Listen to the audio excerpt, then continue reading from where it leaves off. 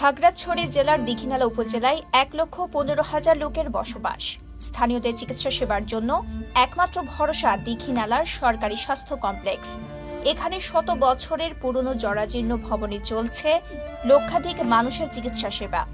ঝুঁকিপূর্ণ ভবনটিতে যে কোনো সময় দুর্ঘটনার আশঙ্কা থাকলেও নতুন ভবনের নির্মাণ কাজ থেমে আছে অনেকদিন।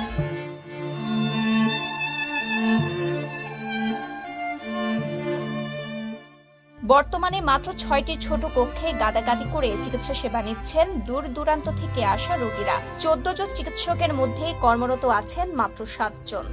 জরুরি বিভাগ, বহির্বিভাগ এবং ওয়ার্ডগুলোর ছাদ থেকে খসে পড়ছে সিমেন্ট।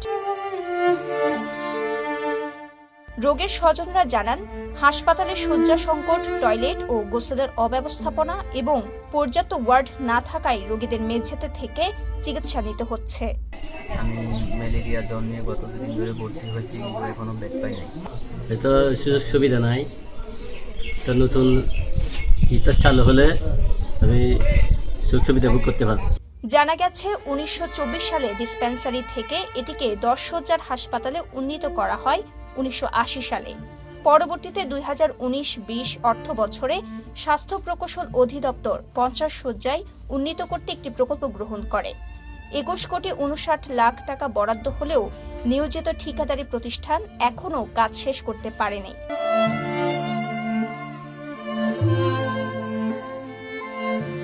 দীঘিনালা উপজেলা স্বাস্থ্য কর্মকর্তা ডাক্তার তনয় তালুকদার জানান, শত বছরের জরাজীর্ণ ভবনে কোনো মতে চলছে চিকিৎসা সেবা। মোনালিসা হেভি ফ্লো 15 পিস প্যাকেটের সাথে 8 পিসের একটি প্যাকেট একদম ফ্রি।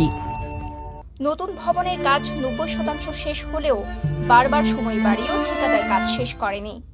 আমাদের এই হাসপাতালটি ১০০ বছরের উপরে একটি পুরাতন হসপিটাল, অনেক ভাঙাচোরা হসপিটাল। এখানে বর্তমানে নতুন হাসপাতালের কাজ চলছে। এটা শুরু হয়েছিল ২০১৯ সালে, ২১ সালে শেষ হওয়ার কথা।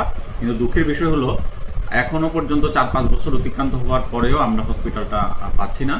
হাসপাতালে নিয়োজিত মেডিকেল অফিসার ডাক্তার অর্ণব চাকমাও জানালেন, ভবন সংকটে গাদাগাদি করে রোগীদের চিকিৎসা সেবা দেয়া হয়। আমাদের আসলে একটি মাত্র আউটডোর রুম এবং রুমটি একটু ছোট হওয়ার কারণে আমাদের গাদাগাদি করে রোগী দেখতে হয় এবং গাদাগাদি করে রোগী দেখার কারণে আমাদের সমস্যা দেখা দিচ্ছে। এদিকে ভবনের কাজ সম্পন্ন হওয়ার আগেই প্রকল্পের মেয়াদ শেষ হয়ে গেছে জানিয়ে স্বাস্থ্য প্রকৌশল অধিদপ্তরের উপসহকারী প্রকৌশলী মোহাম্মদ হেলাল উদ্দিন জানালেন ভিন্ন কথা। বর্তমানে কাজটি আমাদের চতুর্থ অপারেশন প্ল্যান, যেটা চতুর্থ এসপিএনএসপি বলি আমরা, সেটি শেষ হওয়ার কারণে পঞ্চম এসপিএনএসপি পাস না হওয়া পর্যন্ত কাজটি কোনো অগ্রগতি করা সম্ভব হচ্ছে না। এ ব্যাপারে ঊর্ধ্বতন কর্তৃপক্ষ কাজটি শুরু করার জন্য যথাযথ পদক্ষেপ গ্রহণ করছেন। শত বছরের জরাজীর্ণ ভবনে গাদাগাদি করে চলছে ১.৫ লাখ মানুষের স্বাস্থ্য সেবা। ১০ শয্যা থেকে ৫০ শয্যা উন্নীত হতে লাগছে ৪ দশকেরও বেশি সময়। এখানকার সাধারণ মানুষের আশা, শীঘ্রই নতুন ভবনটি চালু করে সরকার সাধারণ মানুষের চিকিৎসা সেবা নিশ্চিত করবে। খাগড়াছড়ি দীঘিনালা থেকে মোহাম্মদ আলামিনের পাঠানো তথ্যচিত্রে সাফা মারওয়া, কালের কণ্ঠ।